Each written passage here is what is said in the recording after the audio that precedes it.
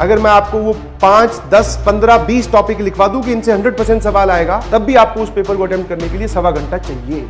इसको पढ़ते तो बड़ी शान से है, कुछ कुछ लोगों को इंटरेस्ट भी आने लगता है, पर जब नंबर लाने की बारी आती है तो भाई साहब 45 मिनट 40 मिनट लेकर इसको सॉल्व करने पहुंच जाते हैं, कभी नंबर नहीं आए। आसान आई तब भी नहीं है। आसान आ रही है तो यहां से टाइम बचाना है, यहां से टाइम बचाना है, यहां टाइम देना है, क्योंकि इसका नेचर ही ऐसा है। अच्छा, आसान आ रही है, लोग इस पे फिर लग जाते हैं, बोले सर यही पढ़ लेते हैं या फिर ये पढ़ लेते हैं। ये जनरली सभी लोगों की फेवरेट होती है, कोई दिक्कत नहीं है, होनी भी चाहिए, अच्छा सब्जेक्ट है, रिलेट कर सकते हो आप फिजिकली। ये कई लोग इसमें रिलेट थोड़ा लैग करते हैं, रटने वाला या फिर याद करने वाला ज्यादा है। मैं किसी भी सब्जेक्ट पे कोई कमेंट नहीं कर रहा हूं भैया, सीधी मैं अपने सब्जेक्ट की बात कर रहा हूं। इसको पढ़ते तो बड़ी शान से है, कुछ कुछ लोगों को इंटरेस्ट भी आने लगता है, पर जब नंबर लाने की बारी आती है तो भाई साहब 45 मिनट 40 मिनट लेकर इसको सॉल्व करने पहुंच जाते हैं, कभी नंबर नहीं आएंगे। आसान आई तब भी नहीं आएंगे। और दूसरा, जेईई मेंस हो चाहे एडवांस हो, उनका प्यार ही मैथ्स की तरफ थोड़ा ज्यादा है। आप पूछ रहे हैं वो ऐसे सवाल जिसमें कैलकुलेशन, अंधी कैलकुलेशन आ रही है। ऐसा नहीं है कि इसमें कुछ नॉलेज वाइज आप लैग कर रहे हो, common number of common terms निकालनी है। अब लिख देता हूं सवाल, सबको पता है नंबर ऑफ कॉमन टर्म्स का सवाल आएगा, मैं फिर बोल रहा हूं तेरी शिफ्ट में भी आएगा। बट अगर मैं यहां सवाल लिख दूं तो वो सवाल आएगा, उसका मतलब ये थोड़ी है सवाल देखती तो ऑप्शन पे टिक कर देगा। पेन चलाना पड़ेगा,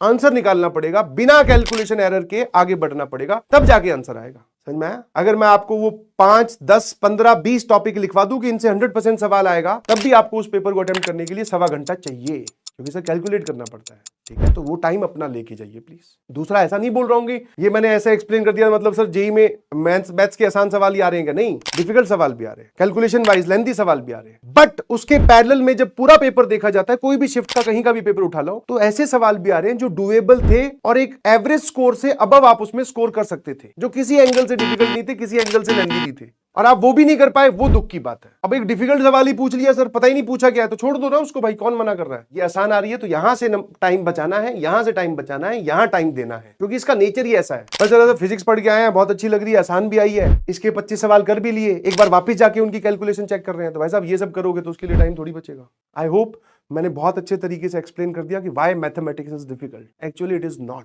ये बन गई है डिफिकल्ट बातें सुनकर। तो जो भी अर्जुना मेरी बात सुन रहे हैं 11th क्लास वाले, तो प्लीज इस बात को छोड़ दीजिए, क्योंकि मैथ्स में कैलकुलेशन लंबी ही जाती है। शॉर्ट कैलकुलेशन वाले सवाल होते ही नहीं है, नॉमिनल से सवाल होते हैं। क्लास नोट्स में आप देखोगे तो 10 में से या 20 में से एक सवाल आपको मिलेगा जिसकी कैलकुलेशन बहुत छोटी हो। कैलकुलेट करना पड़ता है जी, ठीक है, यही मैथ्स है। तो ध्यान रखिएगा please. How to handle mathematics की अगर मैं बात करूं तो टाइम लेकर पहुंचे, और टाइम लेकर जब पहुंचोगे तो आपके सवाल सही होंगे, आपको अच्छा लगेगा, बिलीव मी।